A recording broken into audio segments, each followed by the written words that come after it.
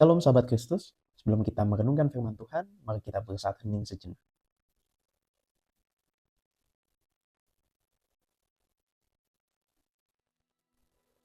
Saudara, bahan permenungan kita terambil dari Mazmur 51 ayatnya yang ke-12. Begini bunyi firman Tuhan. Ciptakanlah hati yang murni padaku, ya Allah, dan perbaruilah batinku dengan roh yang teguh.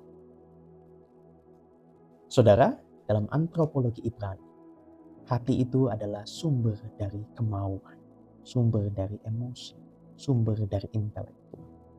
Kalau hati kita rusak atau hati kita terputus dari Tuhan, output dalam kehidupan kita sehari-hari pun akan berantakan. Dan hal inilah yang membuat Daud dalam ayat-ayat selanjutnya merasa sangat kehilangan sukacita dan Roh Kudus karena ia menyadari betapa mengerikannya hidup yang terputus dari hadirat Tuhan. Nah saudara, kengerian yang sama itu pun bisa terjadi pada diri kita saat ini.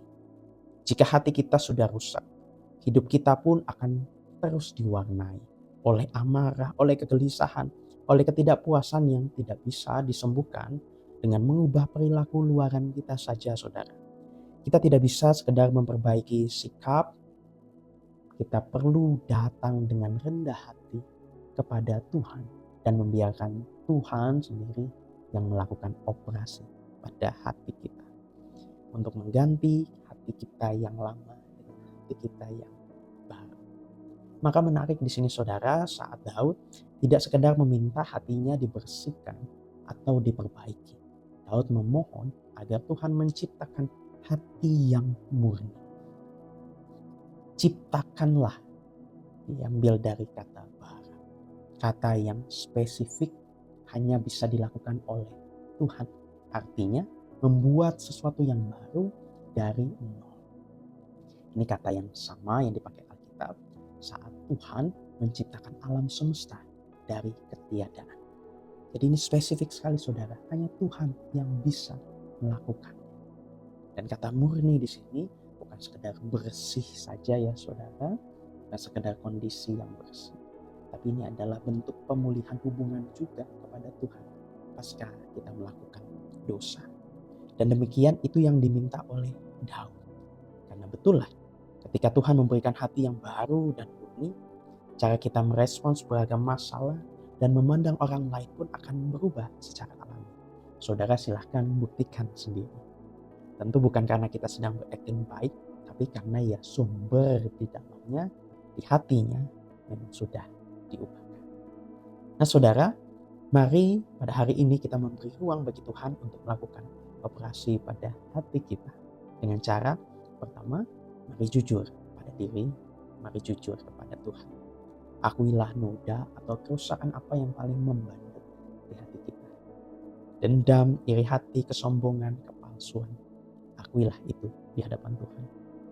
Yang kedua saudara, mari minta hati yang baru. Doakanlah Mazmur 51 ayat 12 ini berulang kali hari ini. Yang ketiga, mari berlatih keheningan. Mari kita berlatih untuk mematikan HP atau berhenti bermain media sosial selama 3 jam lamanya. Dan cobalah untuk tidak mengeluh saat melakukannya.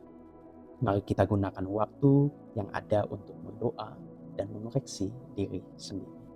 Setelahnya saudara silakan menuliskan refleksi saudara pada kertas kalender refleksi yang telah dibagikan dalam ibadah Rabu-Rabu. Mari kita menutup permenungan kita dalam doa.